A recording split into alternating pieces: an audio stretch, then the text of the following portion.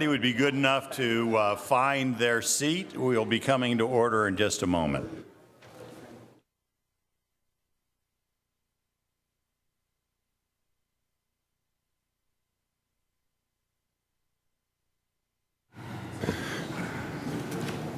This informational meeting of the House Environmental Resources and Energy Committee will come to order. I'll ask that Ms. Weaver conduct the roll by observation. No need to be calling out everybody. You can just mark appropriately.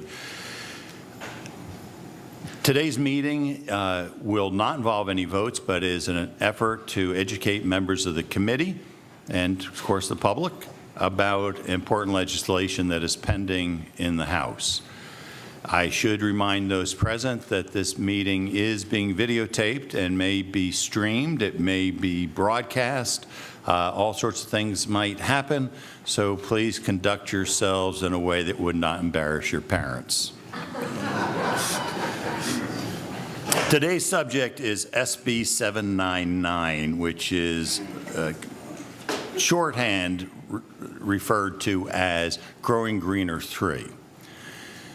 Back in the early part of the 1900s, the really national icon for conservation and the environment, Gifford Pinchot, a Republican, started the state forest system and the state parks, and did it also on a federal level.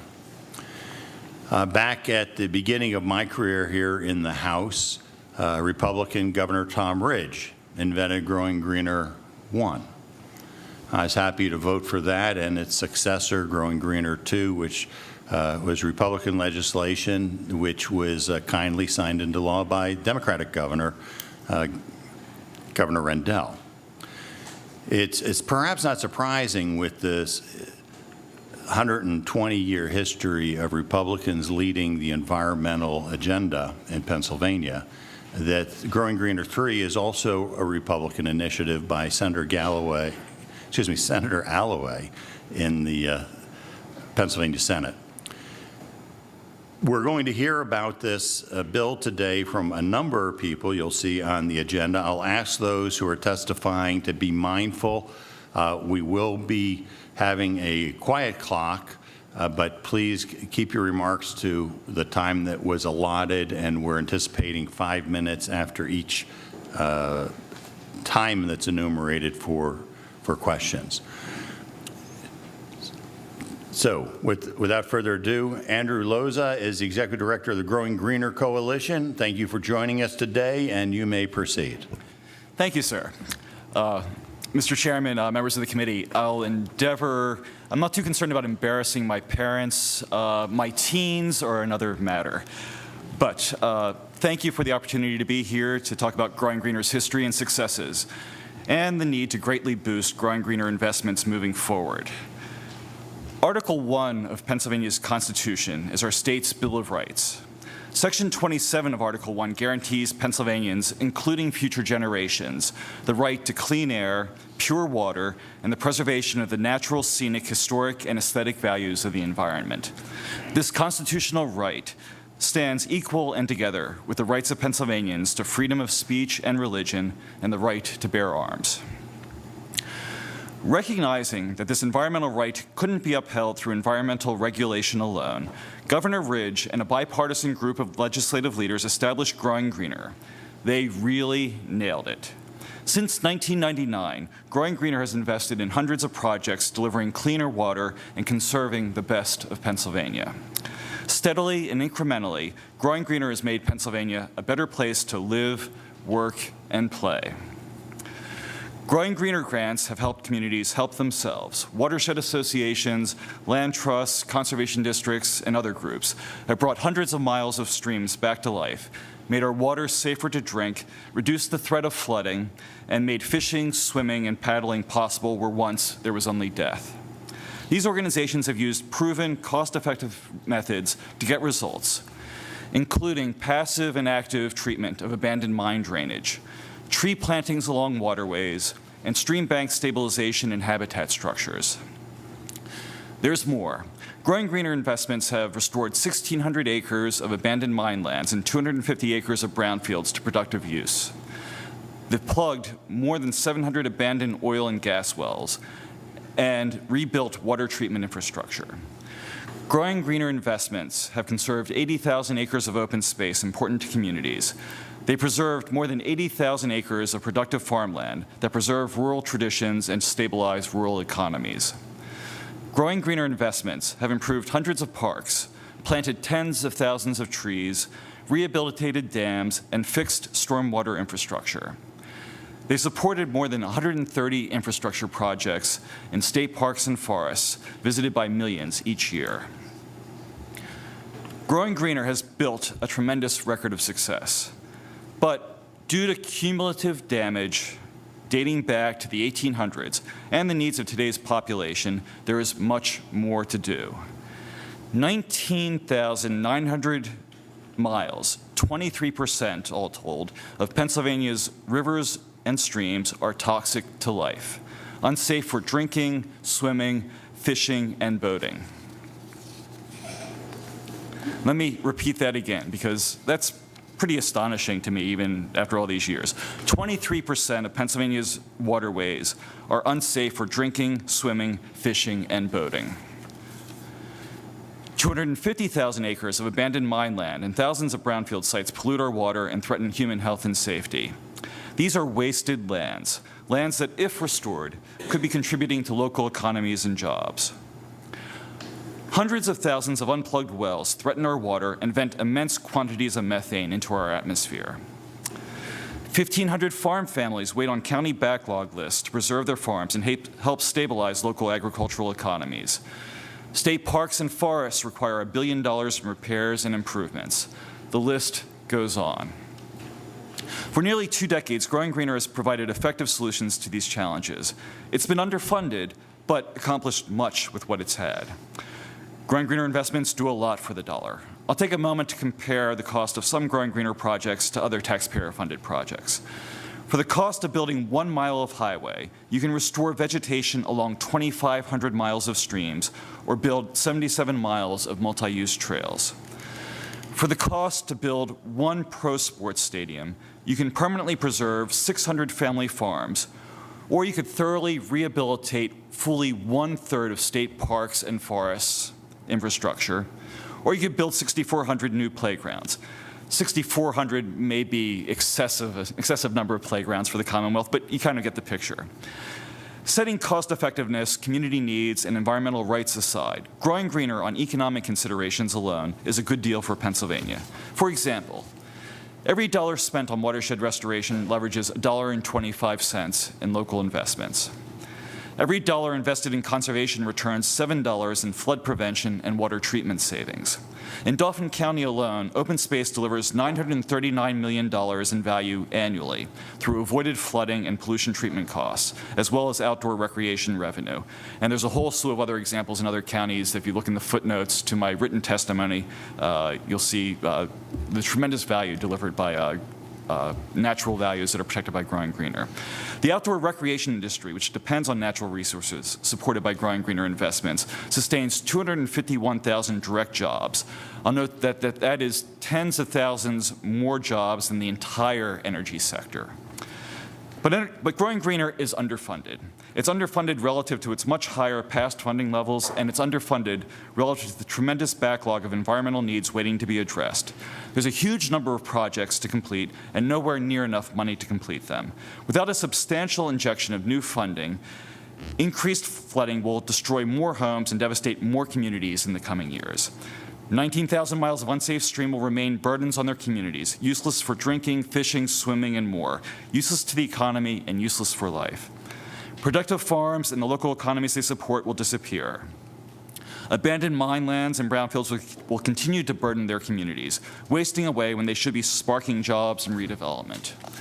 Communities will lose open spaces crucial to their identities, health, and recreational needs. State parks and forests will become increasingly unpleasant, unsafe, and inaccessible, or closed altogether. Polling shows that 91% of Pennsylvanians support increasing state funding to protect water, conserve open space, and create opportunities for outdoor recreation. This overwhelming support cuts across party lines. 75% of Republicans, 82% of Democrats, 87% of independents are willing to pay more in taxes each year for these purposes. In fact, 8 out of 10 Pennsylvanians would support increasing taxes by $10 to $20 per year per household for these purposes. Given this strong bipartisan support, the pressing challenges our Commonwealth is facing, and the constitutional right of all Pennsylvanians to clean air, pure water, and open space, the time for greatly boosting investments in growing greener is now. Thank you. Thank you, Mr. Loza. Questions from the panel? Yes, Representative Pyle. Thank you, Chairman. Growing Greener's accomplishments are storied and historic. We've done a lot of good things. I'm real curious about your data sets that you're examining for polluted miles Yes, sir. of waterway, and I'll tell you why. I live in Armstrong. Our county is totally bisected by the Allegheny. I get calls from environmental lawyers out of Pittsburgh all the time asking me if I'm aware there's selenium in my water, which naturally occurs in the Allegheny Basin, being bisected through the Allegheny Mountains. Somehow, with all that selenium, we still manage to host the Bassmasters, a national fishing tournament every 3 or 4 years. So I'm curious as to which to believe. Do I have a bubbling, oozy river right next to me, or is it a vibrant fishing stream where tons of fishing licenses are sold by Fish and Boat? Second question. The unplugged wells, you'll get no argument from me about it. The unclaimed mine, or the non-remediated mine lands, I'm assuming you're pointing at the Northeast and the anthracite industry that left a lot of mountaintops of piles of rocks. Because I know out west we have people winning national awards for reclaiming mine lands, and I think that needs to be brought to the attention. And I'll close, Chairman, with you want me to go to my people back home and say, we're going to charge you an extra $10 to $20 a year so we can go do all these state parks and forests even though we don't have any. Am I correct there? So I'll take those in backward order, and I may Please. I'm may lose confused. my track, but we'll try. So, one, Growing Greener both invests in state parks and forests and in local parks and community open spaces. So it covers both the local community stuff, where that's more predominant, and the state parks and forest system, where that's more predominant. The matter of abandoned mine lands, the last to suggest that a lot of great progress has been made. My grandfather was heavily involved in starting getting abandoned mine land reclamation started out in Butler County and vicinity. So I'm very well aware of all the great work that's happened. The point I'm trying to make is that there is a tremendous amount, There's more more work to to do do. both in East and West. So more to do, and great examples of what we've done with the land so far. Moraine State Park being a great example from Butler County, at least. That's about 60 miles away. We don't have any state parks. We have federal flood control projects. We're not allowed to put playgrounds out there. We tried. Thank you, Mr. Pyle. We need to keep moving on. Representative Corbin? Thank you, Chairman. I'd like to follow up with Representative Pyle's question about the statistics, and I'd like to preface my comments by saying that I come from Chester County, where we value our open space. We've preserved over 136,000 acres in Chester County since 1989. But the question I have is about the statistic you showed for numbers of rivers that are not unable to be, used for boating or fishing. How many of that? I mean, are all those numbers including rivers that couldn't be navigated with a boat anyhow? I mean, how do you come up with these numbers? That would include both navigable and unnavigable. Yes. Okay, thank you. Thank you very much, and thank you for respecting the time frame. You've set a good example for those who would follow. Coming up next is representatives of the Chesapeake Bay Commission, Merrill King, who's the Pennsylvania director, and Ann Swanson, who's the executive director.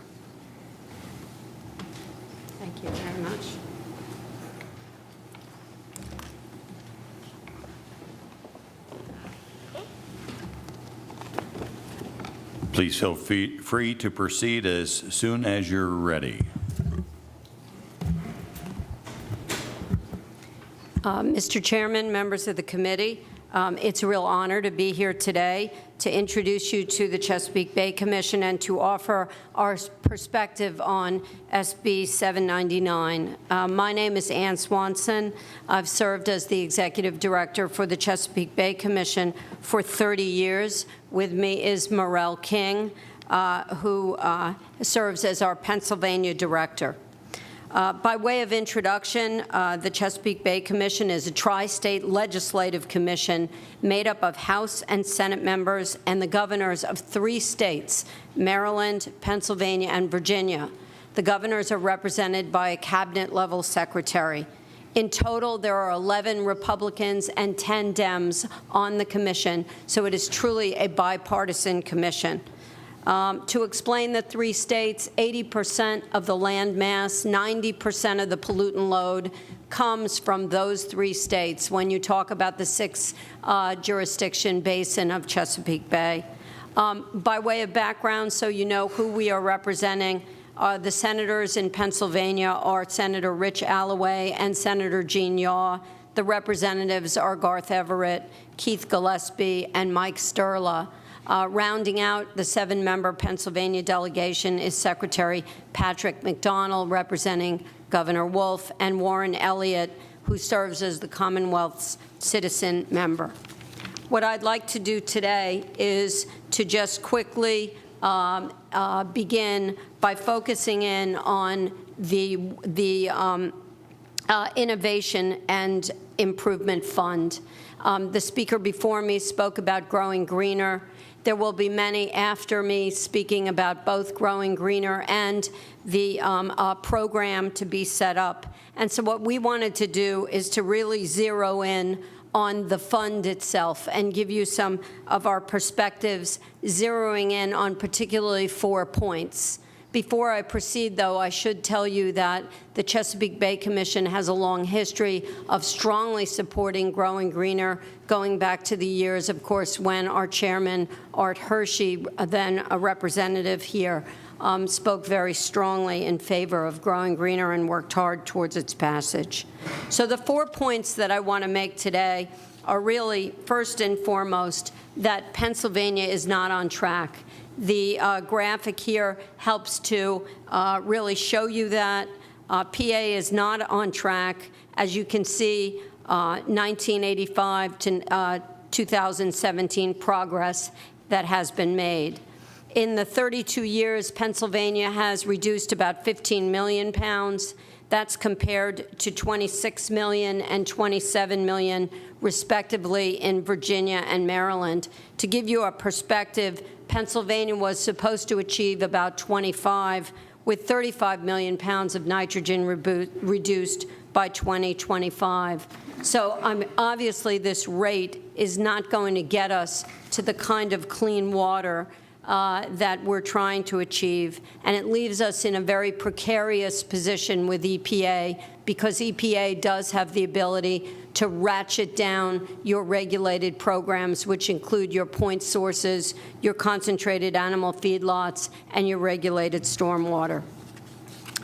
The second point that I want to make, and I should pause here, and I should say very emphatically to all of you, is I realize that Chesapeake Bay is in our name, but when I talk to you about these issues, honest to God, it's about local water quality, because it's the sum of its parts. It's not different than a body where the parts make up the health of the whole. And in this situation, the water quality of your streams are what matters. Pennsylvania has the longest list of impaired waters in the nation. 6,957 waters are listed. To give you a context, that compares to the second highest state in the country, which is Michigan, which may not surprise you, but that's only 2,705 listed waters. So Pennsylvania really does have a demand for funding, new funding, that could really address waters that are impaired, not just in the Chesapeake region, but across the state, across the Commonwealth, and you can see there from that map of impaired waters, which comes from DEP's 303D list. The second point I want to make is that dedicated funds get results. We gave you a fact sheet in your packets. I hope it's helpful to you. We will get you any information that you want about any of these programs. We decided to stay very local, not to go across the country with different mechanisms that states across the nation have used to fund these types of programs, but instead to really stay local, right here with your neighboring states in the watershed, focusing in on our own member states, so Maryland, Virginia, and Pennsylvania. Basically, what you can see from the progress that they've made is where there are dedicated funds, there are results. And where there are not dedicated funds, there are some results, but it's not as profoundly linked. And so this particular chart can really show you that. We're happy to go into the details of how those dollar amounts were targeted. There's some more information in your specific information as well. But let me take you on a little tour of some of the pieces, some of the strides that our member states have done. And these funds have been established legislatively. So the Commission has also gone through all of the negotiation. They've been key sponsors on them, if not the prime sponsors. And we can speak about what happened during the legislative process as any of these were established. So what you can see from this is that, first of all, in Maryland, I want to highlight two. One is called the Bay Restoration Fund. It generated $142 million in 2017, and over the years, that's about how much it's generated each year. Importantly, when it first passed, it was $2.50, and it was so successful and so supported by the people of Maryland across the state that they actually increased it temporarily to $5. It will revert back to $2.50 unless there's legislative action, but for the duration of the time for the TMDL, it will stay at $5 per household per month. And that helps to fund not only sewage treatment plant upgrades across the state, but also cover crops and septic tank increases. So it's addressing non-point, endpoint. The second piece is the Chesapeake Bay Trust Fund. That actually is supported not only through general fund, but also through a percentage of the vehicle rental and motor fuel taxes. So that has to do with really tourism and the associated benefits that come with clean water in terms of attracting tourists. There again, it generates about $53 million annually. That's focused entirely on non-point source pollution. In Virginia has a water quality improvement fund. They took an entirely different approach. They took a note from North Carolina. They used 10% of the surplus in any given year, and then focused that money in not only on sewage treatment plant upgrades, but also on a wide variety of agricultural programs. They then match that money with additional money from the recordation fee that then helps them to support their non-point source agricultural programs in the state. Ms. Swanson, just so you haven't lost track of the time, you have about a minute left. Okay.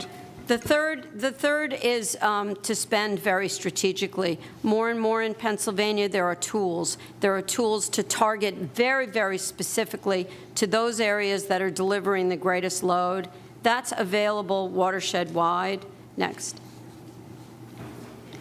Sorry. And what you can see here in your slides is just where Pennsylvania has currently invested and then the average funding and how that has been spread out across the jurisdictions.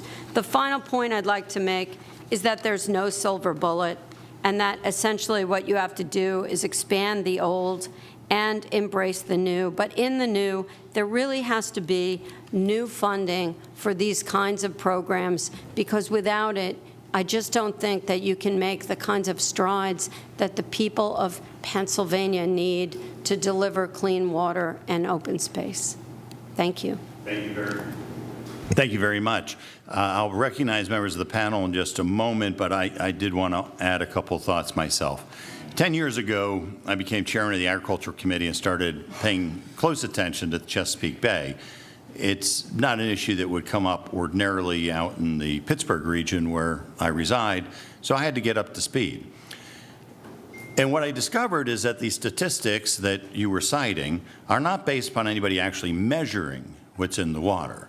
They're statistics based upon some sort of a model where you get points for scoring and turning in little slips that people put into a computer. And they assure us it's the best model in the world. The only problem is the model never squares, never reconciles back to reality when the federal government actually goes out with test tubes and tests the water. So making policy based upon a model which doesn't reconcile to reality has been a problem of mine for about 10 years. I'm promised that they're always going to be just about done fixing the model. I'll look forward to that date, but in the meantime, this historic data about who did what about how much nitrogen, I don't think is very reliable. I would also add that your funding chart may well be a case of apples versus oranges, because I don't think it includes the many millions of dollars invested across Pennsylvania by authorities and municipalities to deal with enhancing water quality, whether it feeds into the Chesapeake or not. And as to having more listed streams than any other state, it stands to reason because we have more miles of streams than any other state. Having said those 3 points, I will actually defer to other members on the committee who've got questions. And if there are none, I'll ask you this question. Do you support SB 799? Yes. And SB 799 includes a new initiative which would seek to deal specifically with nitrogen that is a byproduct of livestock and poultry through some science that would pull out the nitrogen, and that would be part of what's funded through SB 799. Is that something you support? If I could answer that, SB 799 sets up a procurement program that looks at nitrogen generically. So whereas in the past and in our previous watershed implementation plan iterations, we have looked maybe by sector at where nitrogen, phosphorus, sediment is coming from. I think where we're evolving to in this next iteration is understanding that nitrogen is nitrogen, phosphorus is phosphorus. The water ultimately doesn't care where it comes from, so why should we? How can we find those reductions most cost effectively, regardless? And I think that is the key to the procurement fund, is that ultimately it should be neutral about where that reduction comes from. So I'm not sure I heard the answer. Well, I Support what's in We do. 799, or you don't support We it? do, because it is a new approach that looks generically at where the nitrogen comes from. Thank and you. where Speaking it should about be where the reduced. nitrogen, phosphorus, and sediment comes from, I would also offer that to those of you who may be wondering why we're even talking about Chesapeake Bay since it's so far away from Pennsylvania, Susquehanna River, of course, is a principal tributary to the bay. And it has occurred to me that we could have pristine water rolling out of Pennsylvania on the Susquehanna River, that when it runs into the Conewago Dam with 100 years worth of sediment, including phosphorus and nitrogen that gets churned up every time there's a storm, that it really doesn't matter. And the measuring that needs to happen is at the Pennsylvania line, the quality of the water coming off the Susquehanna River, not complaints from the Maryland governor about what's coming across the dam, since the dam is his dam problem. Could not So- agree more. If I could just say a word there. Please, go You're ahead. absolutely correct. For your accountability and your purposes, your clean water is measured at the line. There's also about 144 monitoring sites that are the final measure in terms of water quality. So it's not the modeling, it is the monitoring that measures that. But the model is what generates these statistics about pounds of nitrogen and so on and so forth. In It's not- terms of it's not- progress. And that doesn't That is reconcile back to the measuring. and that's a problem. We'll be happy to follow up with you on that. The model I've been happy has to follow up on me for that for recently 10 been- years. Well, No. And I'm going to be gone in just a few months. So please follow up quickly. Okay, we absolutely will. we will. Any other members of the panel seeking to be observed? Thank you. Thank you very much. Yep.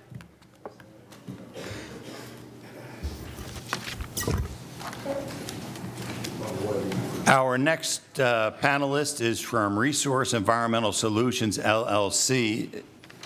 Michael Hare is the Director of Government Affairs and Communications, and George Kelly is the Chief Markets Officer. Please proceed when you are ready.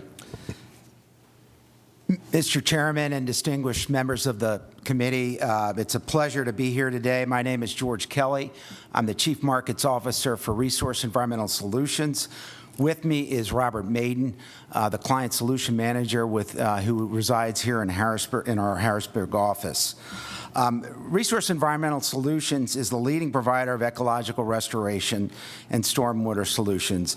And in 2013, we expanded our operations here in Pennsylvania to support the private industry mitigation for wetland and stream impacts.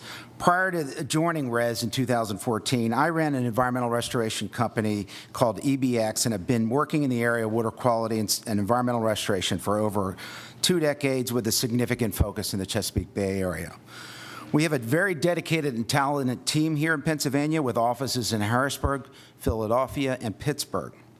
And it includes projects such as a 40-mile stream restoration project for Consol Energy and their mitigation, stream mitigation for the Pennsylvania Turnpike Authority, stream restoration and wetland restoration for PennDOT, including right here in nearby Codorus Creek. So we are committed to working with the General Assembly and relevant state agencies to develop and implement proven market-based approaches for improving water quality while supporting and encouraging responsible economic development. So we appreciate the challenges and the opportunity facing the Commonwealth, particularly following the EPA's midpoint assessment.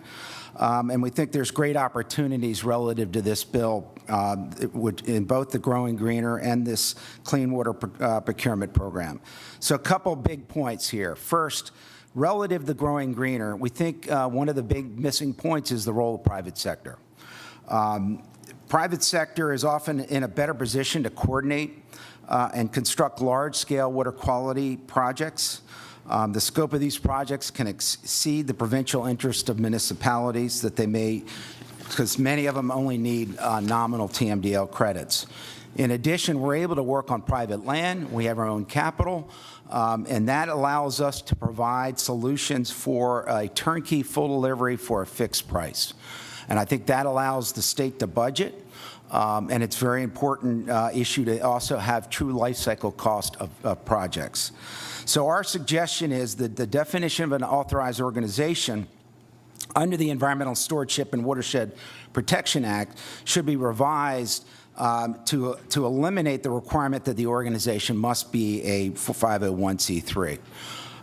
In addition, we think there's opportunities to look at the idea of turnkey contracting. Many municipalities have difficulties with the contracting at the moment. Turnkey is a full delivery idea where it includes both land, design, permitting, operations, and maintenance all in one. We think creating a clear authority for turnkey delivery in the TMDL credit reduction projects would really simplify the process. In addition, we think there's significant cost savings. We've seen cost savings of over 50 to 60% when these turnkey type of solutions are allowed in other states, and we're happy to provide some information on that. Another point is performance-based solutions. Our view is many times in grant programs, there are incremental payments, not tied to performance. We believe the idea of an outcome-based, milestone-based performance payment approach would protect the state. And also, you would be committed to achieving goals. And other states such as Louisiana, North Carolina, and Virginia have adopted similar performance-based approaches. Other issues under the Clean Water Procurement Act provisions relate to the concept of additionality. We believe that the state should be working to establish additionality through this program and not giving work for for work previously done. This can be accomplished by inserting a specific date after which newly implemented or constructed projects would be eligible for consideration. The nutrient trading program in Pennsylvania has taken a lot of hits relative to questions of baseline, and also the point of getting credits for cost share when projects have received cost share components from the government. Both of those should be looked at and addressed as well. Finally, there's some points of clarity that we suggest and primarily in the Clean Water Procurement Program. First, we recommend the inclusion of sediment in the definition of TMDL credit. Right now, it only includes nutrients, verified nutrients, and sediment's a big issue in Pennsylvania. In addition, there's reference to model best management practice reduction, which we don't know really means. And I think there's additional clarity needed relative to that and a determination of who approves those best management practices. The legislation also refers to uncertainty factors, and we think those uncertainty factors should be appropriate and not unlimited. And then finally, we have concerns about, and we just don't understand Section 6704C. And any clarification from the members or staff would be greatly appreciated. So with that, and in conclusion, Robert and I want to thank this committee for the opportunity to present our thoughts and concerns. We appreciate the continued efforts of the members to improve this legislation, and we look forward to working with you in that regard. Thank you. Thank you for your very specific and brisk testimony. Have you actually put pen to paper to suggest how you would reword those specific sections that you were speaking of, except for 6704C? Yes, Mr. Chairman, we have. Would you please send it on along? Okay, will do. Thank you. The issue of sediment is certainly an issue that needs to be addressed, there's no doubt. But it really is a different nature than the issue of the chemical composition with the nitrogen and the phosphorus. How would you suggest that they be balanced in terms of what the objectives are? I will say, just in terms of our experience in other jurisdictions in the Chesapeake Bay, we've seen that many of the practices that you produce on the ground actually have sediment benefits, in addition to nitrogen and phosphorus benefits. And because many of the permits here in Pennsylvania are sediment focused, we think there's a real opportunity to use the funds to help some of the municipalities meet their MS4 obligations. So it's important that sediment be included. I'll give you an example. The Codorus Creek project in York County, it has major sediment benefits in addition to the nitrogen phosphorus. There are tools to identify those benefits. So the question about, your question about are they different? Not necessarily, and I think many of the practices have all of the yields, and we should be looking at those. And were you seeking recognition? Representative Talman.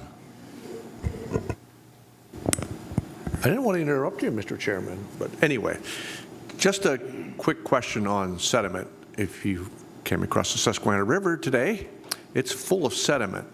And I spent 2 days up in State College, which made our local news for flooding the past 2 days, Tuesday and Wednesday. So my question is, we have floods, periodic floods here in the Commonwealth. So what is a best management practice for reducing sediment from that type of an occurrence? I think there's a whole host of best management practices. I'll give you some examples. For example, traditional stormwater, detention ponds, bioretention, stormwater types of practices have tremendous benefits from the sediment perspective. And that can be done both in the urban and the agricultural communities. As I mentioned already, stream restoration, because of our banks, our streams, there's real opportunities to restore our streams that are in size, that have major inputs on sediment loadings with each storm event, and basically restore those streams and stabilize them.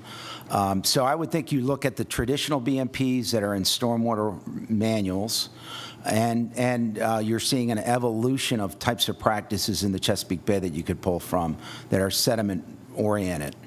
But some of it relates to flood reduction to begin with, and some of it relates to treating sediment at its source. Floodplain restoration, maybe? Yeah, and I think, our example in the Consol Energy project, we've done 40, it's up to 40 miles of stream restoration. It's floodplain restoration. So what we're enabling that stream to do is reconnect with that floodplain, to take away that sediment that sits in that have been historically deposited, and to minimize that sediment loading in that particular system. And that has tremendous sediment benefits. There's all kinds of calculations to show that. Thank you once again. Our next panelist will be from Energy Works, Patrick Thompson, who is the founder and the CEO of this innovative approach. Please proceed when you're ready. Morning, Secretary Marr and panel and members of the committee. I appreciate the opportunity to speak today. I come to this discussion as an entrepreneur and an engineer with 12 years of experience in designing, financing, developing, constructing, and operating Pennsylvania's largest nutrient credit generating facility.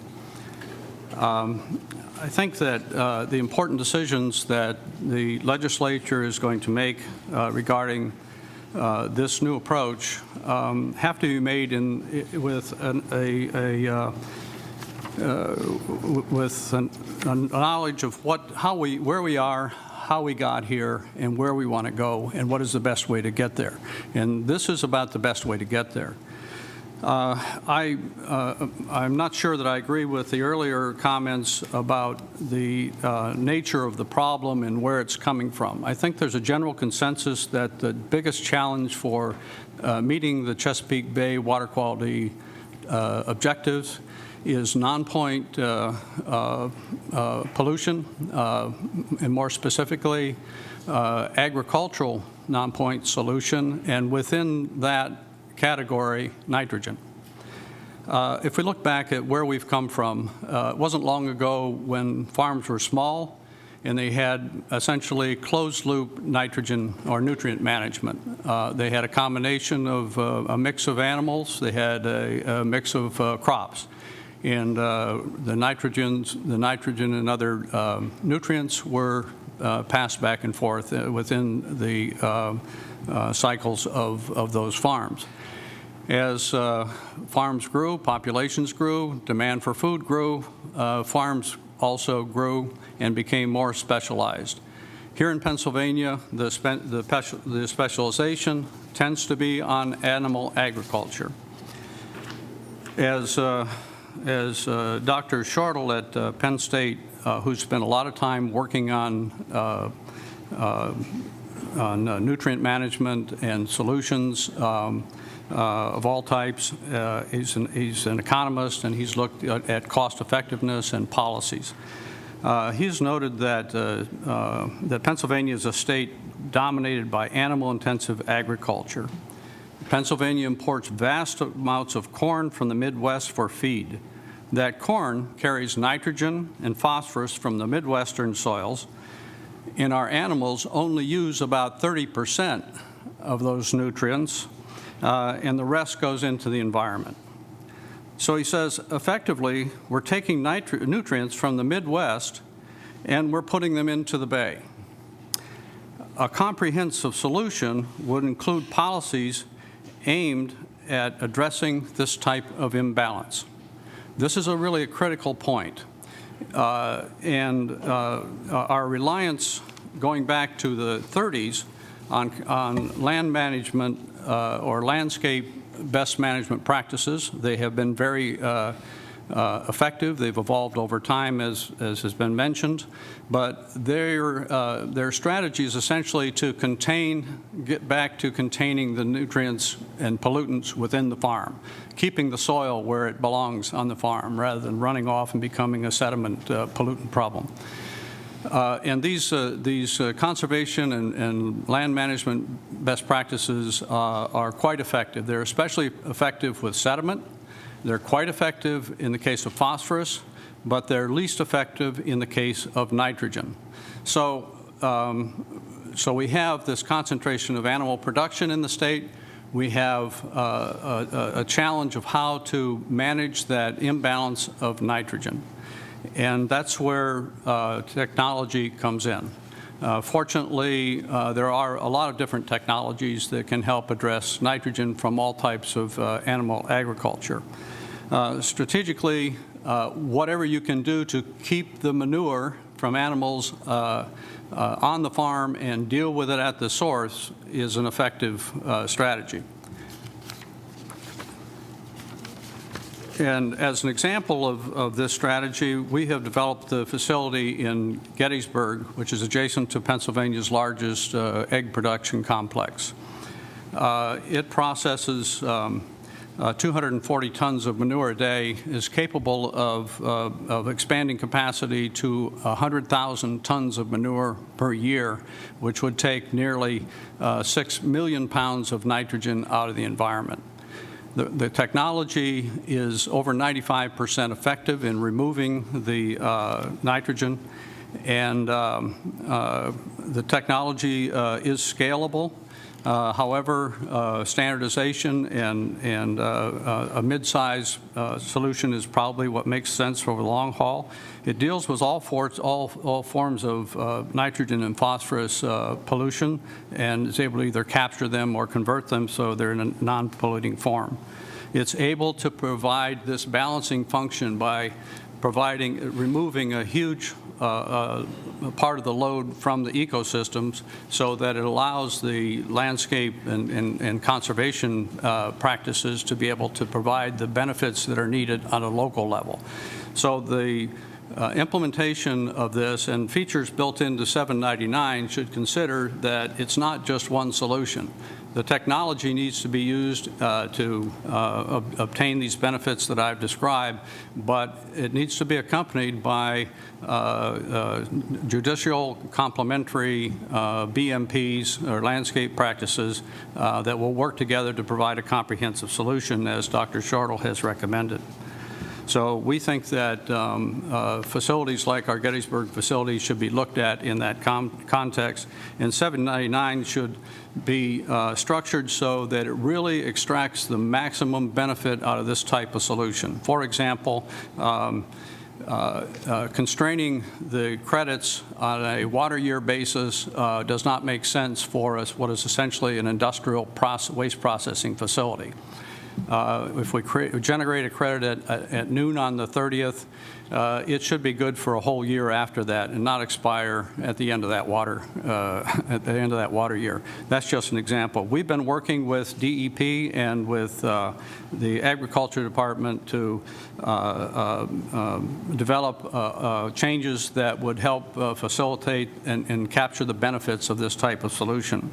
We think for the long haul, this type of solution can lead us in a new direction in terms of how we fund these benefits in terms of mitigating the pollutant effects associated with agriculture.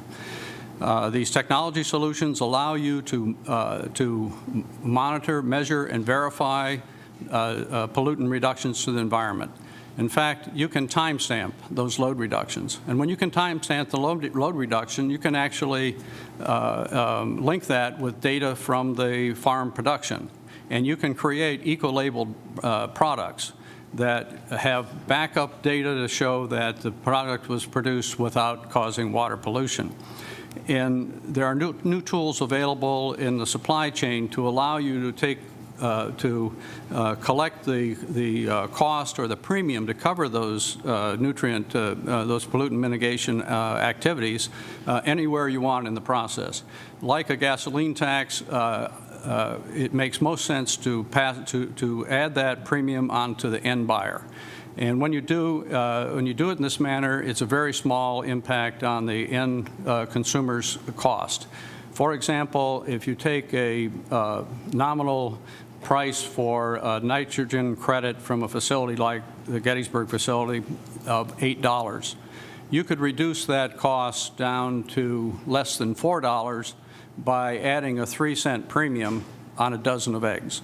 That will not cause harm to the consumers at the far end.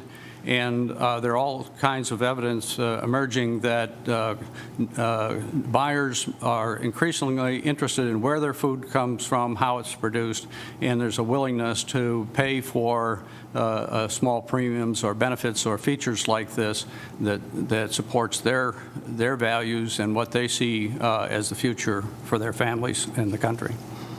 The notes that I've handed out talk about these concepts, and I'd be happy to provide any additional information or meet with any of the panel members at any time to discuss this further as you're working your way through the development of the legislation. Thank you very much, again, for your focus and timeliness. Representative Pyle, you're seeking recognition. Thanks, Chairman. Sir, I appreciate listening to you. I love talking to engineers. They deal in numbers, so I'm going to hit you with a couple. Nitrogen is the most common occurring element on Earth still, correct? But that's not the problem. Phosphorus is the problem. Am I correct? Well, both contribute to algae growth and create the problems in the Chesapeake Bay. Okay. They are both. With the focus being Chesapeake Bay, of which none touches Pennsylvania, essentially our farmers are being asked to do a lot more activities, riparian buffers, bank reestablishments, all that stuff. And a lot of them are laying a lot of money into it. We don't get the back end of that, do we? That's pretty much all the water quality of the Chesapeake Bay. Well, I think that we're seeing, when you look at the numbers that I think we have high confidence in, we're seeing that all of the states are making good progress on the phosphorus piece of it. Like I said earlier, the landscape best management practice, conservation practices actually go a long way toward controlling phosphorus. Okay. Technology like our Gettysburg facility can essentially get 100% of the, capture 100% of the phosphorus, and we can turn that into a commercial feed ingredient and essentially send it back where it came from. Okay. But the nitrogen is the hardest one to control, and in fact, that's really where the great strength of these technologies comes into play. It's 78% of our atmosphere, and we're trying to eliminate it, right? That's right. Well, we're trying to eliminate the polluting forms of it. Okay. A facility, the technology we use, the core technology at our Gettysburg facility is gasification, and it's effective at either, well, basically either capturing nitrogen in the form of ammonia or breaking down polluting forms of nitrogen into N2 gas, and that's what goes up our stack. Thank you. Thank you, Chairman. Thank you, Representative. Representative Tallman. Thank you, Mr. Chairman. Pat, I'm going to take some liberty. Senator Alloway has been to your facility, and I have been numerous times. If anybody on the committee would like to tour it, it's a very innovative what Pat has done, and it's just less than an hour from here. And not seeing any other members seeking recognition, I would add that while the labeling about the Chesapeake, I think, is a disservice to what the overall mission is, because Representative Pyle is correct. There is no part of the Chesapeake Bay that's within an hour drive, maybe, of Pennsylvania. But the algae issue, we do see. Anybody who lives near the Connequa Creek this last couple of years saw huge algae blooms. The Susquehanna's had algae blooms. Certainly, Lake Erie's had algae blooms, and on and on. And those only occur when there's a load of nitrogen and phosphorus. On the other hand, out in western Pennsylvania, we have waterways that could use more nitrogen and more phosphorus to help restore aquatic life at some level. So it's often occurred to me, it's just too bad we can't take the excess that's here in central Pennsylvania and move it as necessary to western Pennsylvania. But I suppose the technologies that you're talking about, we might actually be able to do that if we so desired. Some of that, yes. Yeah. I'd like to comment that for local quality, nitrogen is an issue for local water quality as well. It doesn't accumulate because it's soluble and it's also volatile. It can go wherever the water goes, or if it evaporates, it's in a volatile form, it goes where the wind blows it. But water quality, drinking water quality in Pennsylvania is a serious issue. And in Lancaster County, where we have the greatest concentration of agricultural production, there are serious issues with water quality due to excess nitrates in the water. And that, we know, is coming from the agricultural operations. And that can be alleviated. Thank you. Thank you very much. Thank you very much. Our next panelist is from Nutrient, Mark Storman. He's the Chief Operating Officer.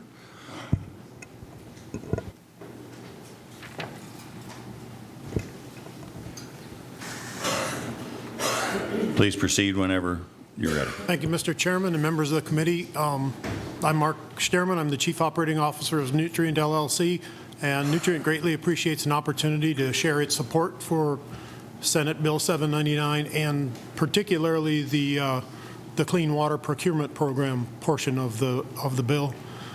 Nutrient's an organization that was founded by 12 dairy cooperatives across the United States. We represent nearly 20,000 dairy farms producing approximately half the milk in the nation. And our mission is to reduce the environmental footprint of dairy and make it economically viable to do so. Dairy farmers have been very skilled at maximizing value of meat and milk that's produced on their farms, and they've also been innovators when it comes to addressing environmental issues. Whey used to be a real issue in the cheese-making industry, and the dairy industry has taken that issue from an environmental liability, one that I dealt with when I worked in Pennsylvania in Shippensburg, and made it into a positive revenue source as a source of protein, and it no longer is treated as a negative environmentally. Yet for some reason, manure remains to be a vexing problem. Ever-increasing public and regulatory scrutiny drives the need for new practices and new technologies and new products and services. But to date, we haven't been able to get value from the products transferred to the dairy products that we sell to cover the added costs that one of the representatives mentioned that every dairy farmer faces as he puts in these environmental controls. Nutrient brings a slightly different approach to its work. We focus on three different things. First of all, publishing an unbiased view of what technologies are available and what they can do. We have a catalog of over 200 technologies. The second way we do that is to work with companies to help advance and study what they can do. And then finally, and more relevant to today's discussion, we work with regulators and dairy farmers to try to find innovative ways to develop market-driven solutions for addressing environmental issues. And to that effect, we are very intrigued and support the concept of a procurement program that would create a market-driven mechanism for helping to pay for nutrient recovery. When processed properly and applied correctly, manure can bring many benefits to the ecosystem. It helps improve the soil, both in its ability to produce good crops and its ability to hold water, thereby reducing floods and the impacts of runoff and sediment. And really the biggest issue as you put technology and best management practices together on dairy farms is how do we pay for those costs? Because as we look at different operations, they have impacts. Taking and putting in riparian buffer strips takes production land out of service, yield losses as you transition from conventional to no-till farming, and then the addition of technologies to recover things like ammonia that can escape if the manure is just stored and there isn't a technology to capture it. So the presence of market-driven revenue, as anticipated in the Act, would allow for the adoption of these and other practices by dairies of any size. We hear a lot of talk about different size dairies being the issues, or different size animal agriculture. But in our catalog, we have technology that can be applied in almost any different size operation. The fact that the Act contemplates a long-term source of revenue will drive business-minded entrepreneurial investment.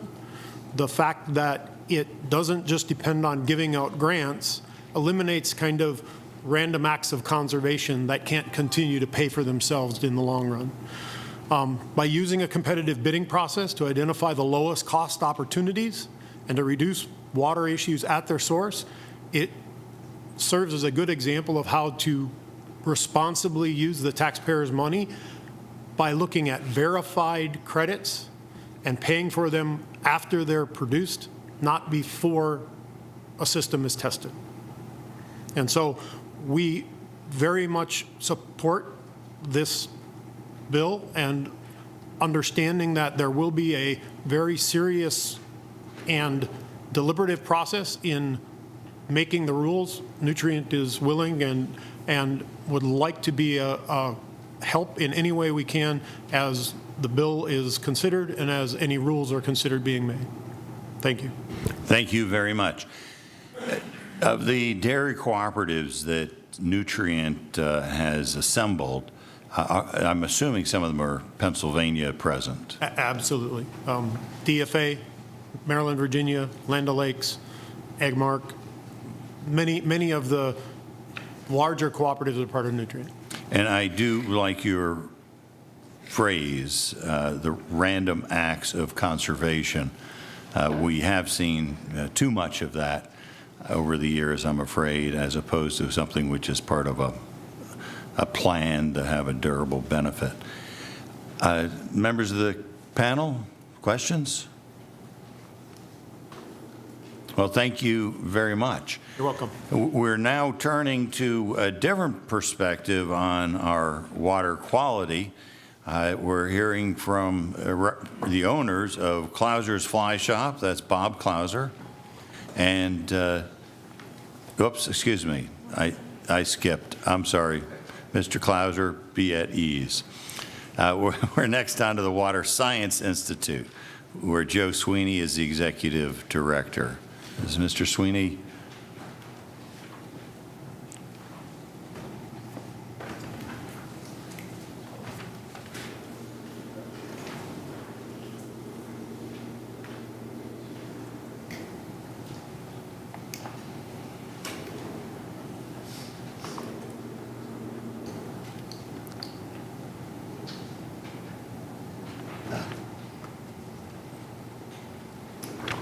Thank you for being with us today, and I ask that you proceed as soon as you're ready. Thank you, Representative. Members of the committee. My name is Joe Sweeney, and I'm the Executive Director of the Water Science Institute. We're a Lancaster-based nonprofit focused on innovative clean water research and development projects.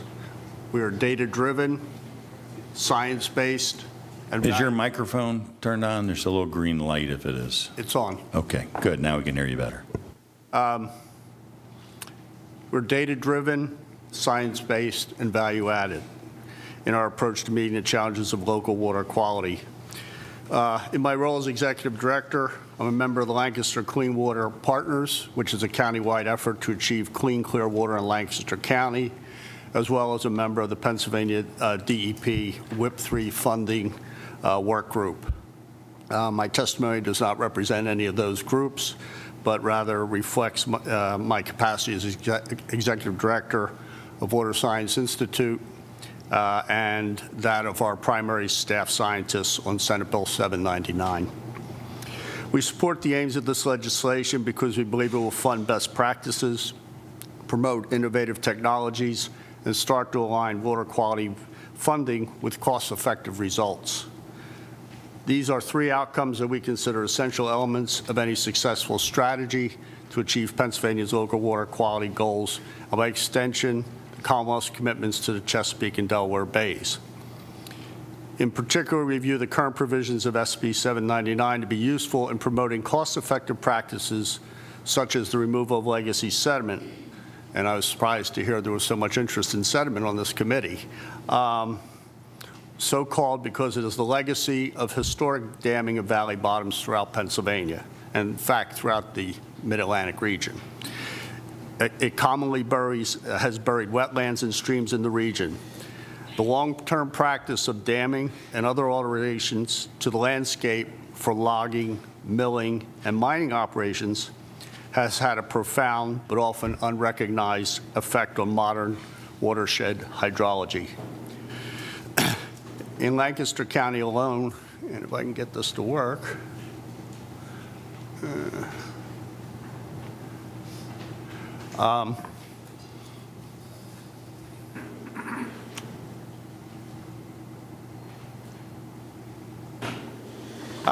thank you, Ben.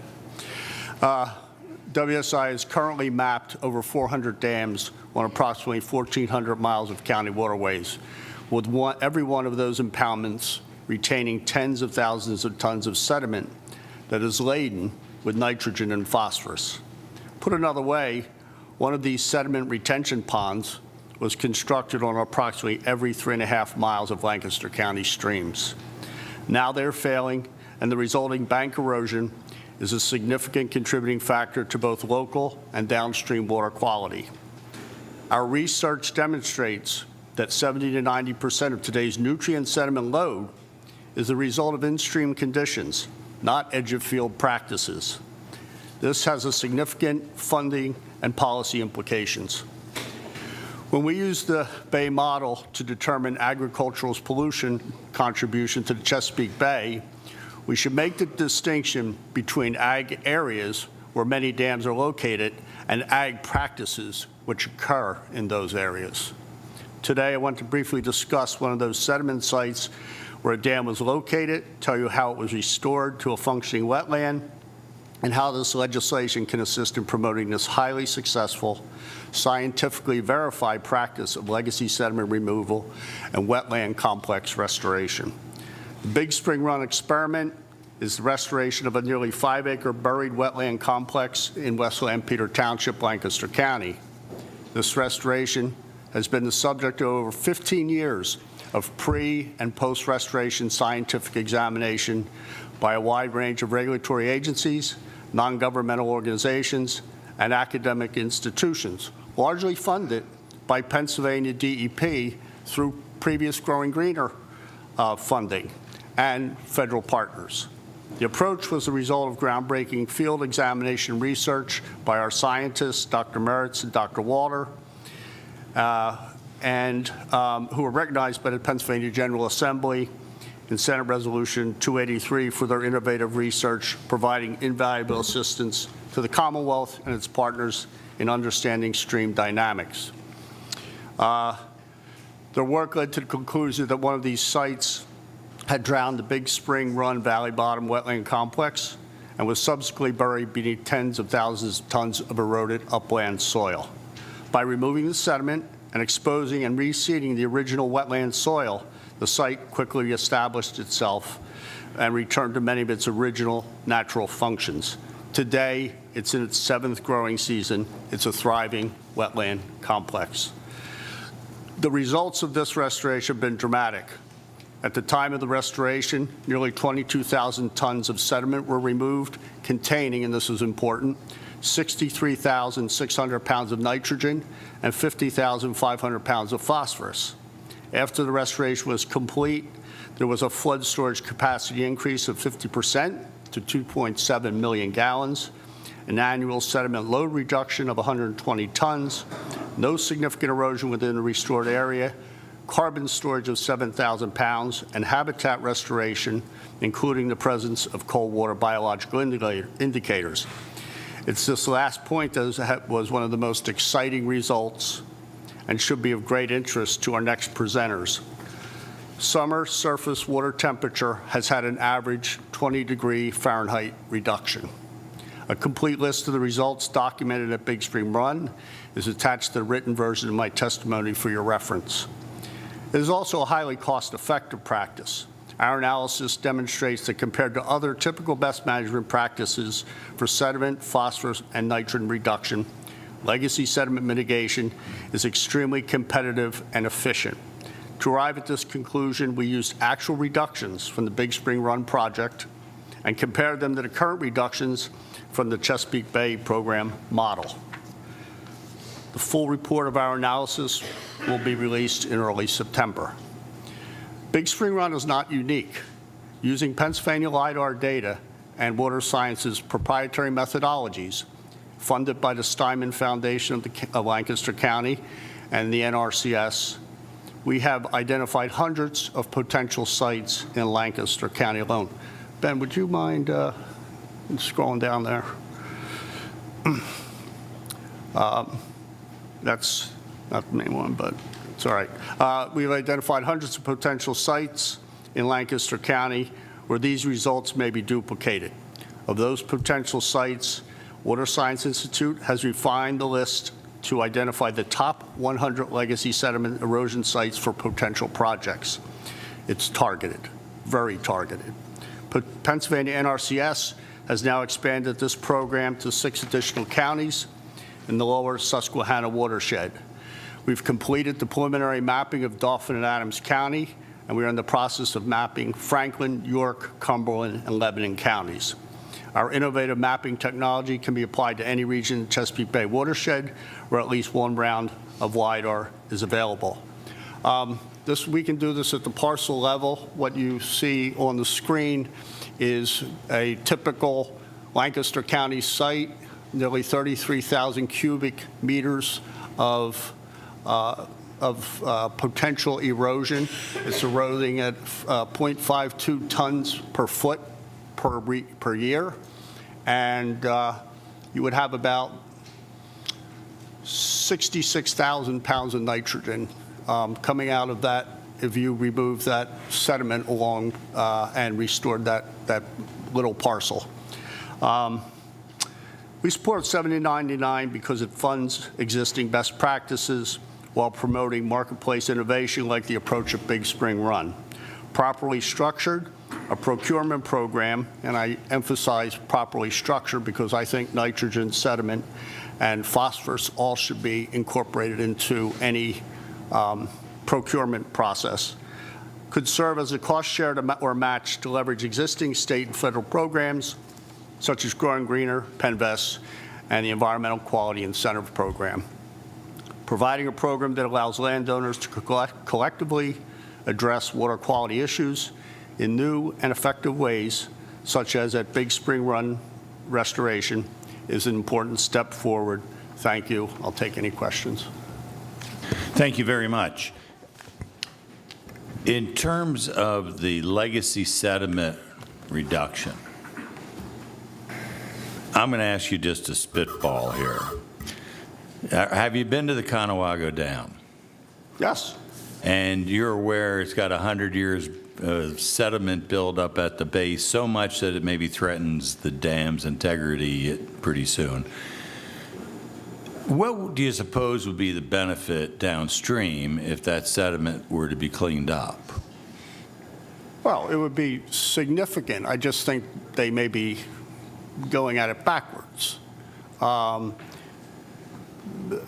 small example, not to besmirch our friends south of the border, but they want to spend approximately $4 million on an experiment to dredge 25,000 tons of sediment from behind the Conewago as an experiment and try to figure out how they will use that sediment.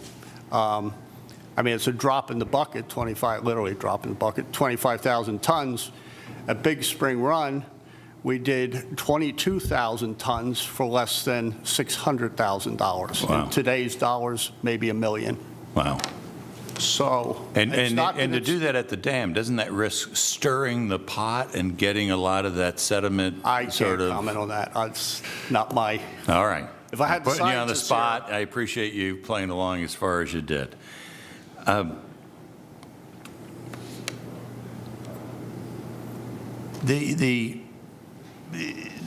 Currently with 799, when it talks about best practices, we had another testifier, I think you heard, say they were concerned about the reference to best practices because they weren't quite sure what that means. Is it clear in your mind what that means? It's No, not I clear in think my some- mind. I think some clarification is required. Could you perhaps suggest some words to help us Yeah, clarify that? I've already suggested some words. All right. Well, I appreciate it very much. Representative Corbin.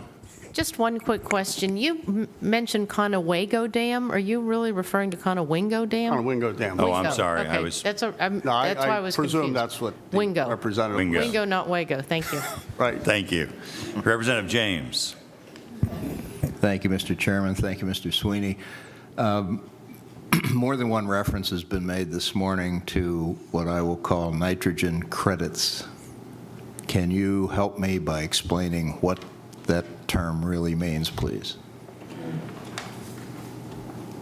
You're really putting me on the spot here in terms Or of anyone what you mean by credits. I mean credits in the context of this bill.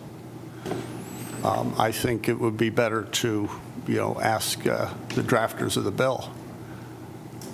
My understanding is that it involves reductions, verified reductions that can be proven, not necessarily credits in the normal sense of the word. So I should not associate this with accounting credits. This is something entirely different. No, I think it'd be a similar practice. Representative James? Yes. The short version would be if Party A was obliged to reduce nitrogen by X, but they thought it might be more cost efficient to have somebody else reduce nitrogen by X and pay them to do so, that would be a credit against their obligation, if you follow. Like somebody else to Thank do your you. laundry. They could obtain that That credit. makes sense. All right. Thank you. Representative Bloom. Thank you. Thank you, Mr. Chairman. Just a quick question, and maybe I missed something in the explanation. What do you actually do with the sediment you remove, and does it have a beneficial use? Yeah, it's a great question. And I won't, take a long time with the committee, but in that instance, it was purchased reluctantly. It was, we sold it. It was purchased by a local excavator who had to identify sources of soil for a brownfields restoration in Lancaster City. And so it was used as part of the brownfields restoration in the city. And one of the things that we're beginning to have conversations about right now is the possibility of these kinds of restoration sites, the soil coming from them being used for acid mine drainage kinds of reclamation. Thank you. Thank you. Representative Pyle, brief. Very brief, and I'm sorry I didn't hear all your testimony, but am I reading that right, that you're saying from 1 cubic foot of dirt, over 16 tons of sediment come out of that? I'm looking at the second number given. Right. The second number. 32,693 Oh, that's per cubic foot? the half a ton, yes, per foot is eroded every year. 32 tons from 1 foot of dirt. That's like the perimeter of the pond. So it's a foot of pond shoreline, basically, right? Well, it's a length of stream. Right. which is It's the not one first box that's a cubic foot. Okay. Representative Pyle. So it Thank would you. be the perimeter times a foot. Thank you, Chairman. Numbers just didn't make sense to me. I appreciate your clarification. You're most welcome. That's what I do. Thank you very much. Our next panel will now be the foreshadowed Bob Klauser. Am I saying that correctly? Bob. From Klauser's Fly Shop, and Dusty Wismith, who is the owner of Dusty Wismith's Fly Fishing School and Guide Service. Thank you very much for being here, and please proceed when you are ready.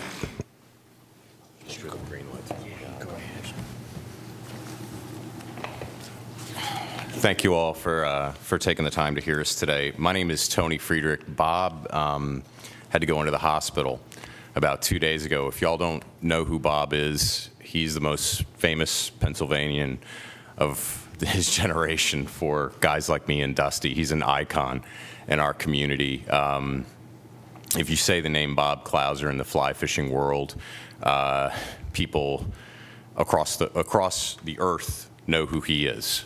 He developed some of the most famous flies in the world, and he did it on the banks of the Susquehanna River many years ago. So I've been friends with Bob for about 20 years. He is a very close friend, a mentor of mine in my career, and he gave the okay for me to read his testimony and answer questions. So, you know, with y'all's okay, I'll get right started. Please proceed. My name is Bob Clouser Sr. I'm a resident in Pennsylvania, and I support Senate Bill 799. I started my business, Clouser Fly Fishing, many decades ago. I've authored many books, produced DVDs, served as a brand ambassador with fishing tackle companies, and I have fished as much of this great state as possible in my time. I have a true passion for fishing, and by proxy, a true passion for the resource. Fishermen like me depend on good decisions from our elected officials. Oftentimes, our contributions to the state are overlooked. We aren't well organized, and therefore, we don't have a unified voice. So I'm taking my time to let you know what fishermen have lost. A big part of my love of the outdoors is introducing kids to the sport. It is well documented that when children are part of the outdoor heritage, they learn lessons that guide them through life. Fishing teaches them so much about our world. They learn an appreciation for the outdoors. They see firsthand how all life is connected. It teaches them patience and dedication while building character. By not addressing our water issues, we are taking these opportunities away from future generations of Pennsylvanians. We can do better. We owe it to them to do better. Many years ago, Pennsylvania waters afforded my business an opportunity to thrive. Every lake, creek, and river had abundant fish populations. Clouser fly fishing grew into a name that was recognized throughout the country without the benefit of social media or the internet. People came from every state to try their luck with smallmouth bass. My small business flourished. I supported my family and employees while giving visitors an appreciation for everything our beautiful state has to offer. Many individuals had tackle shops and guide services, and we all worked on the water in harmony. Most of those businesses are gone now. Furthermore, young people aren't entering the fishing business world because they aren't sure there's much of a future. How can an economist quantify that level of loss when people aren't even entering? If the water isn't clean enough to support a healthy fish population, then why would they try to be a guide or open a business? Fishing in Pennsylvania used to be world class. I built my business on smallmouth bass. In the good old days, floating down a river and catching 100 in a day was not uncommon. People traveled from around the country to fish with me in our fabled waters. Outdoor Life, Field and Stream, ran regular articles about the abundance and size of our native fish.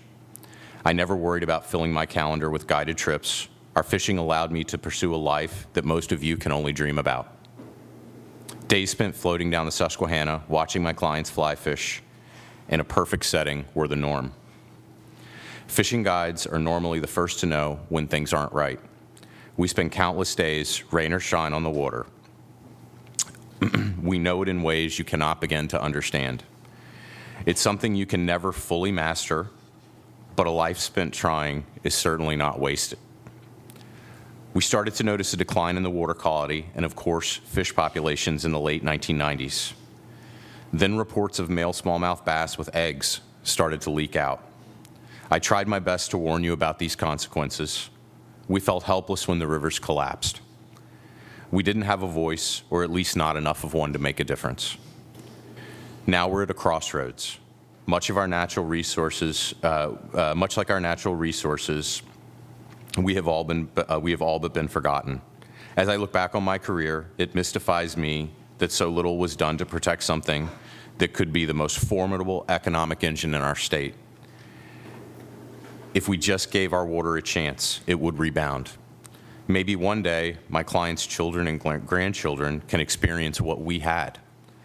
Maybe one day, fishing businesses can rely on the state's natural resources again. Maybe one day, you will hear our pleas. We aren't asking for a miracle. We're only asking for you to do the right thing. Is that too much for an old fisherman to ask? I have lived a good life as a professional fisherman. It is true that change is a part of life. For once, I'd like to see a positive change for fishing. We have lost so much, but trust me, nature is truly amazing.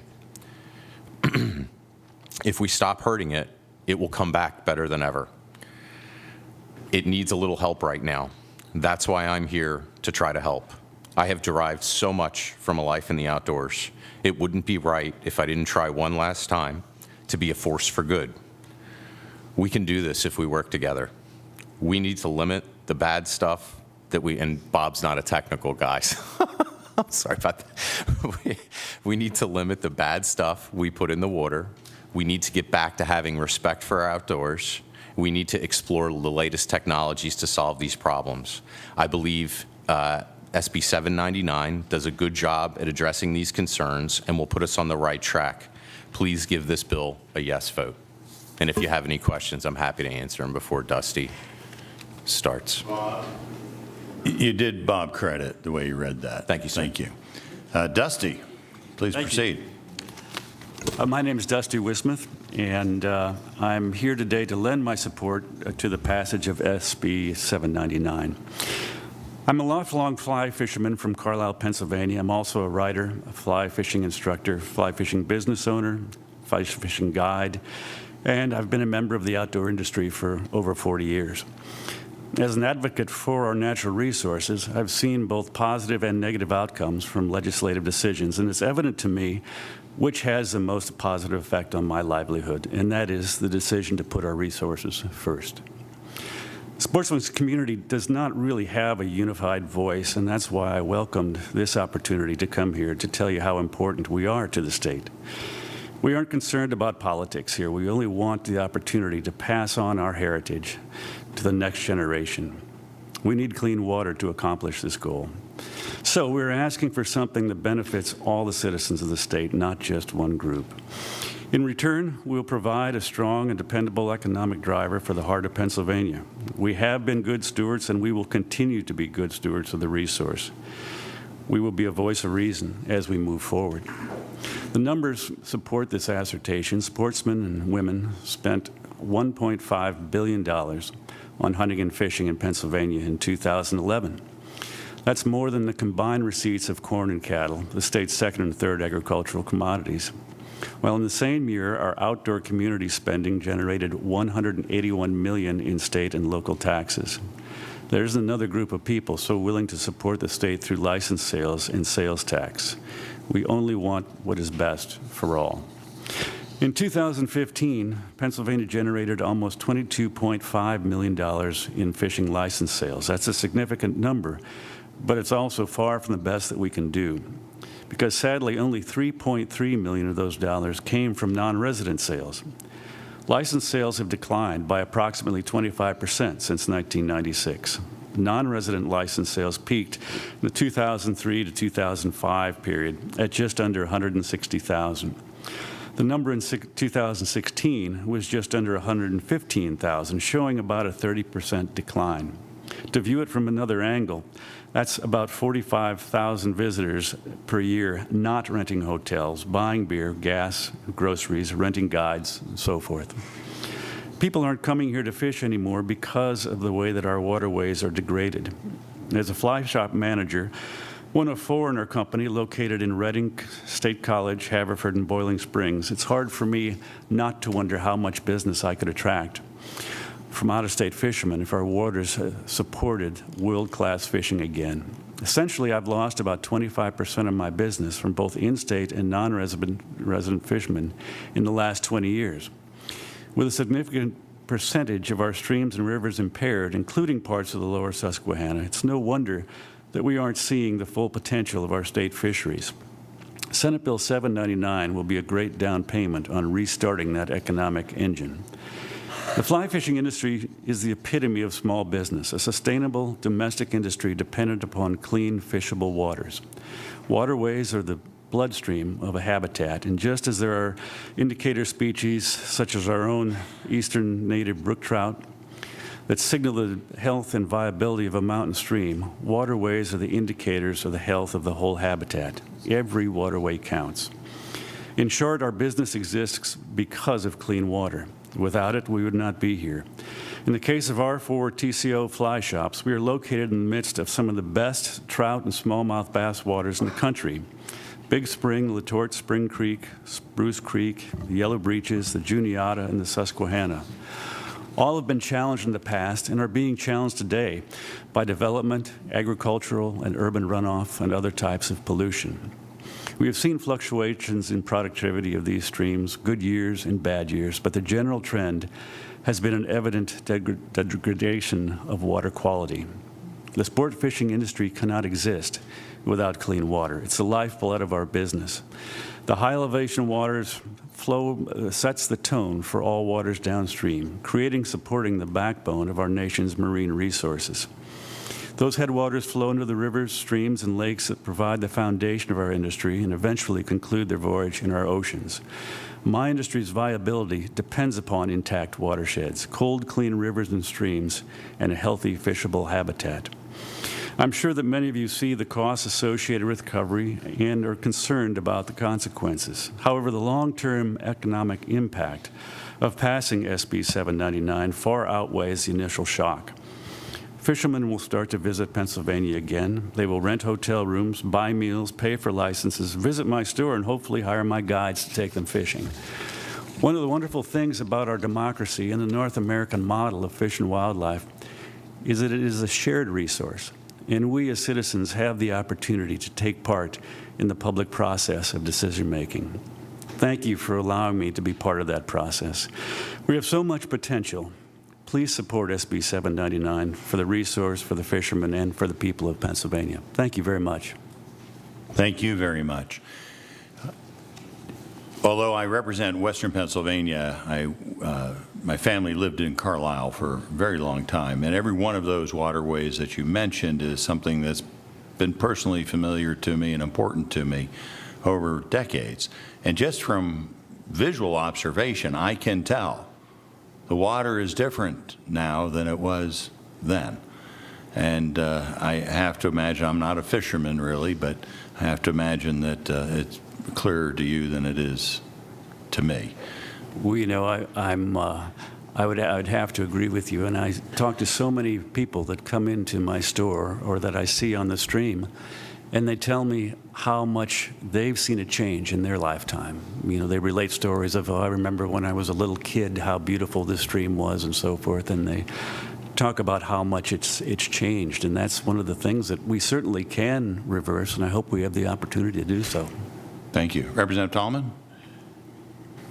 Thank you, Mr. Chairman. Full disclosure, I've spent money at your place.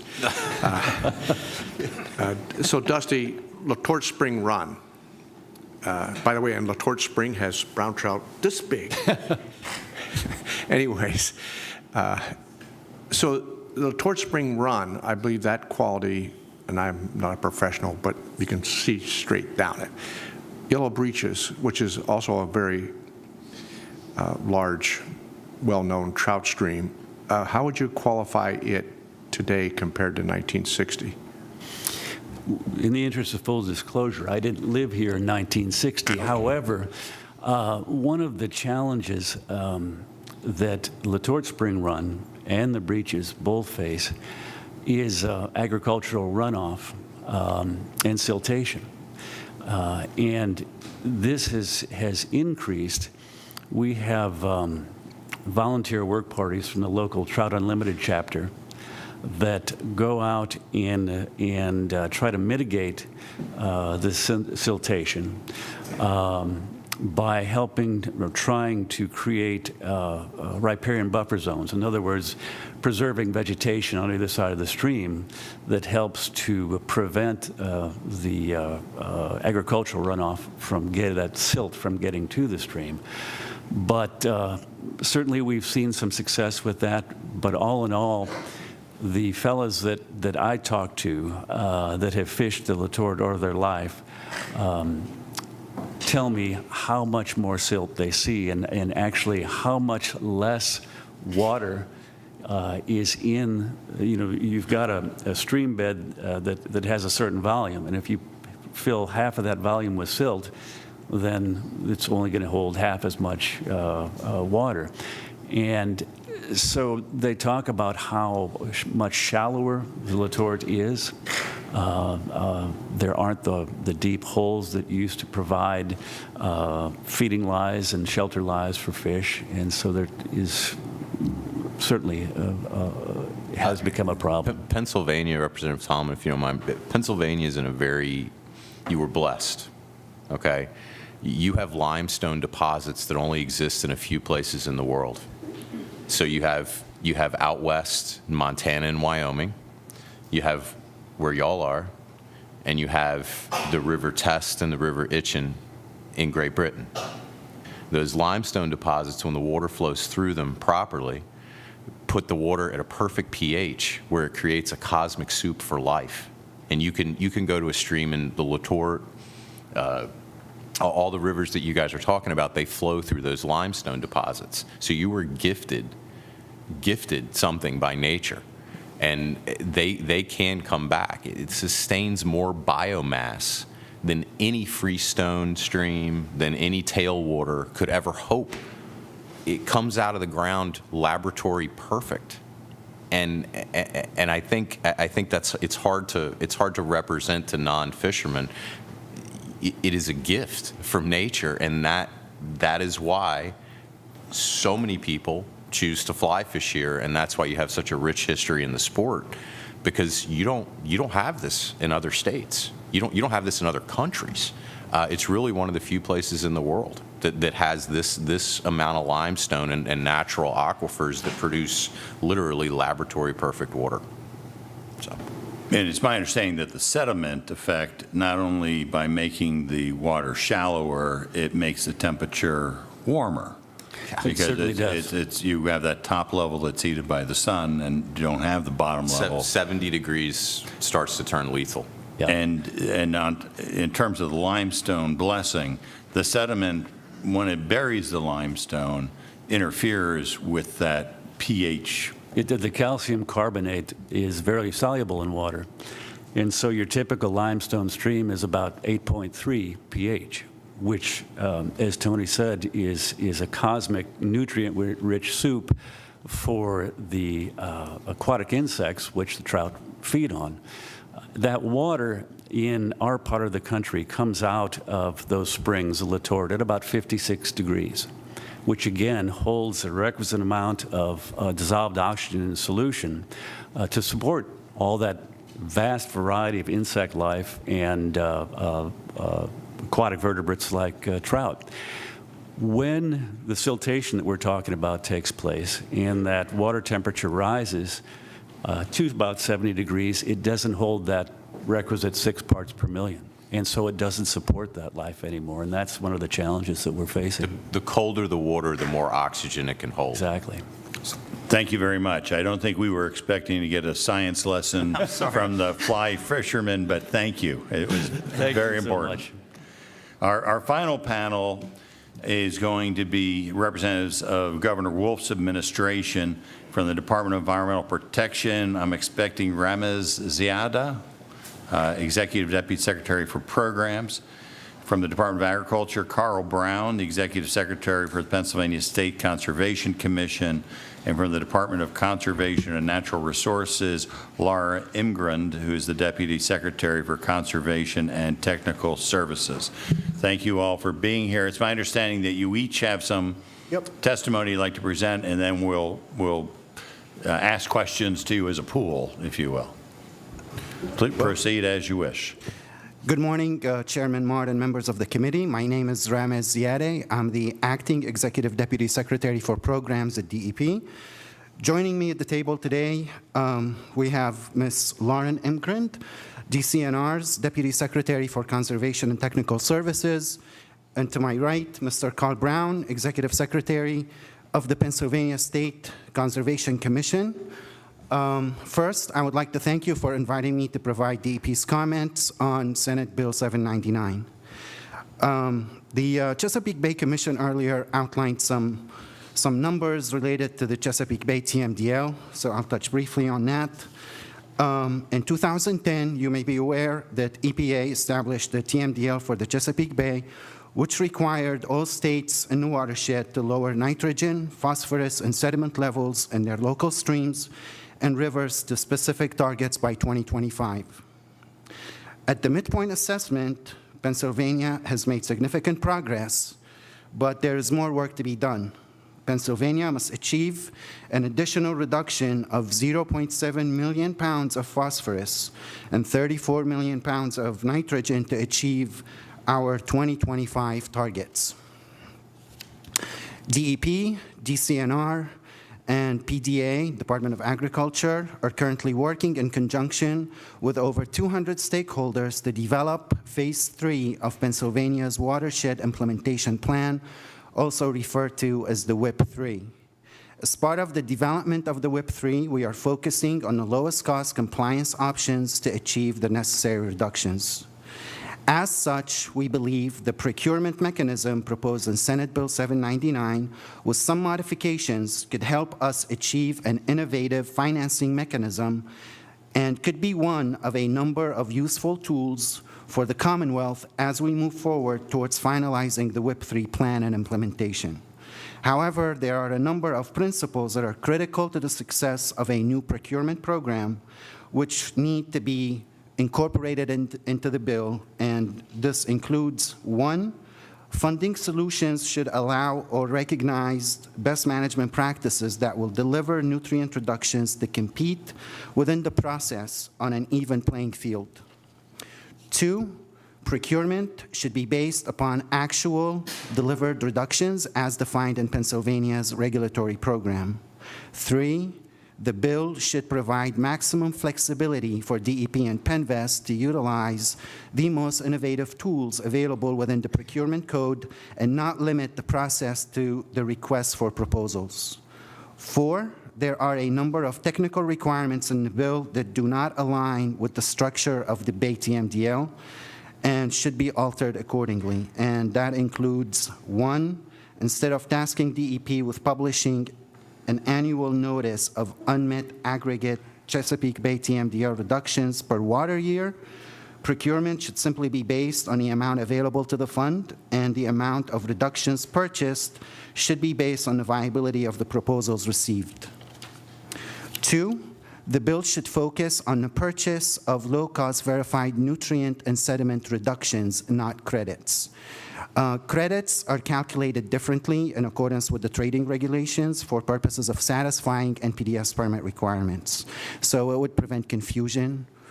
We would make that recommendation. 3, as the current TMDL obligation period concludes in 2025, the requirement for the request for proposal B for a 10-year term may not be appropriate.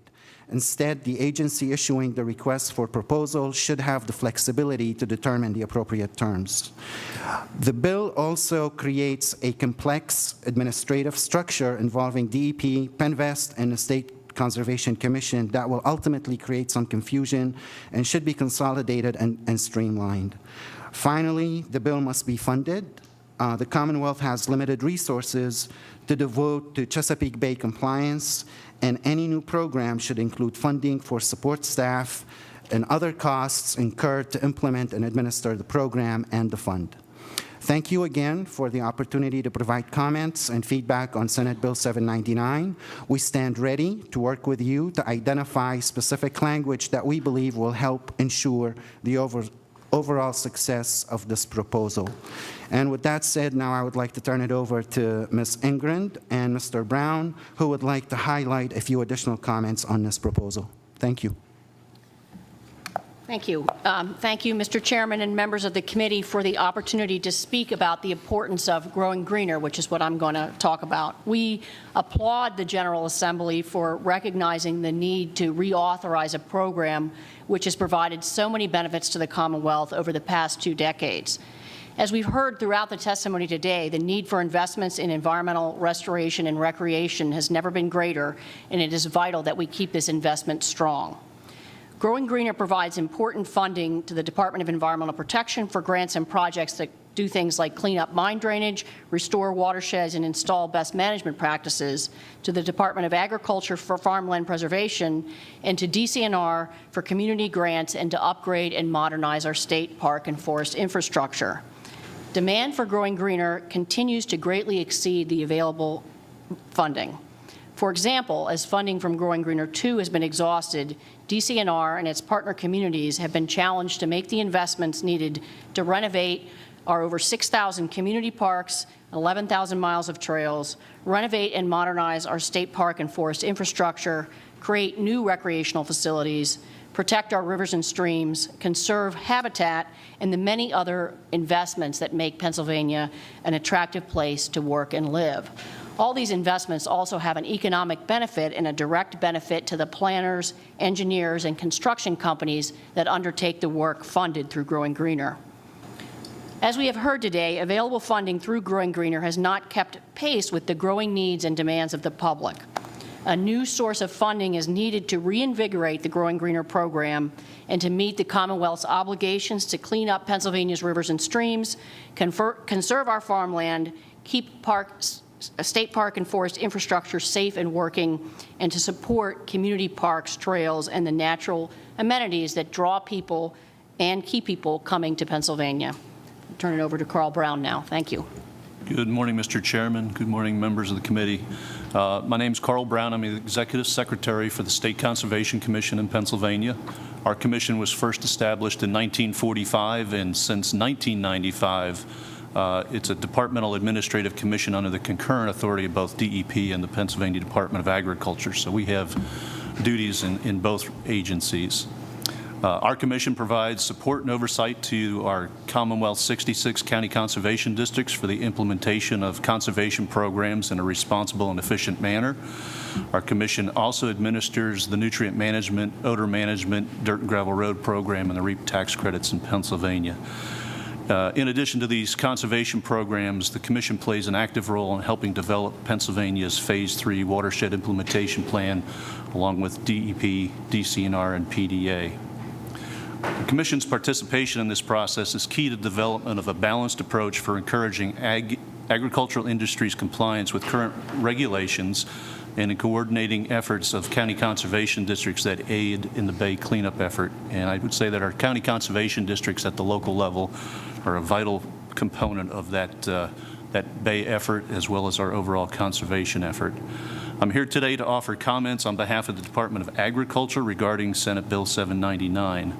I'll reiterate the comments of the partners seated at the table today with me, saying that the concept of establishing a state-based procurement program to purchase low-cost nutrient sediment reductions as a part of Pennsylvania's strategy to meet our Chesapeake Bay TMDL obligations is an intriguing and potentially innovative concept. However, we are concerned that unless the current language is amended, it will not result in an effective program. An example with direct relevance to our commission is the administrative structure of the proposed bill. Language as currently proposed creates complexity that involves multiple administrative entities and creates overlapping functions. We believe that structure could be streamlined and made more efficient. In addition, in order to be a viable solution, the bill must also allow for the pursuit of the lowest cost mechanisms that are size neutral and do not prevent participation from traditional ag operations, whether large or small. Small and medium-sized farms must have the same opportunity to successfully compete for low-cost nutrient sediment reductions as larger operations.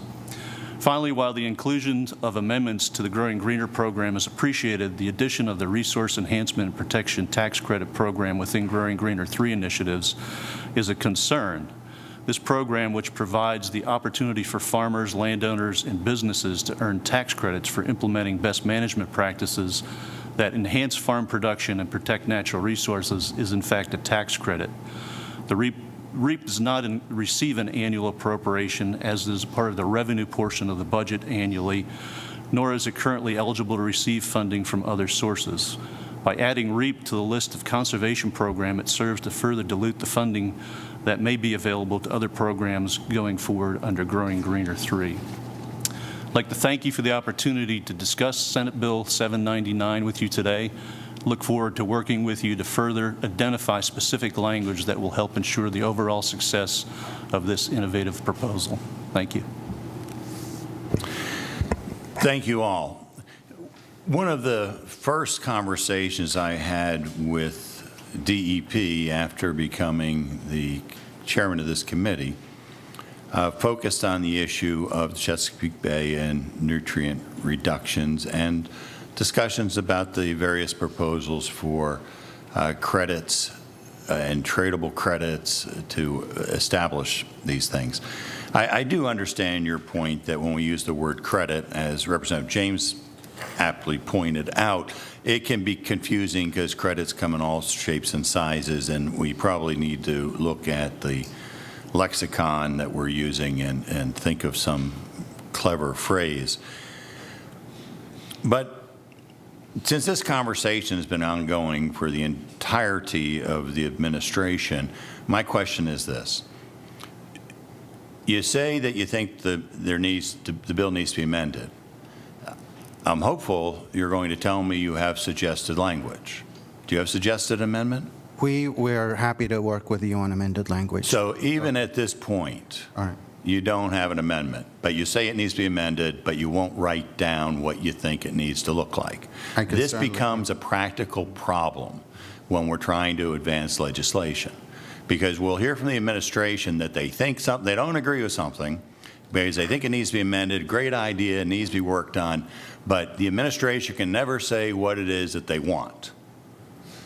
It's very challenging in terms of advancing legislation. So moving on from that observation, a lot of this conversation today from the administration is focused on the Chesapeake. I'm glad that DCNR crept in the state parks and so forth. That was good. But Growing Greener is supposed to really provide a footprint. It did originally, it did with Growing Greener 2, a footprint, a map. These are the things that we're trying to accomplish from an environmental conservation, remediation, and perspectives. And here they are. These are the goals. I heard nothing today from the administration about any goals for abandoned gas wells. The department estimates there are between 100 and 500,000 of these that have no known owner. Last year, the department plugged 4.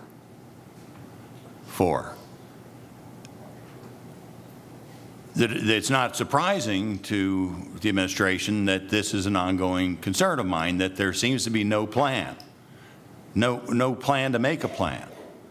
When it comes to abandoned mine drainage in the rivers and streams of western Pennsylvania, somehow or another, when we're talking about Growing Greener, the conversation is always about central Pennsylvania's waterways and not about those in western Pennsylvania. I need to see some focus on western Pennsylvania. Now, that may be a little bit parochial of me, but let me just step back and come back to this. If we are going to succeed in doing Growing Greener 3, which I think you all are applauding notionally, I need to understand, does this governor actually have a blueprint for what he'd like to do to conserve and remediate the environment? I haven't seen it. I don't know what's important to him. You're not able to tell me today, really, what's important to him.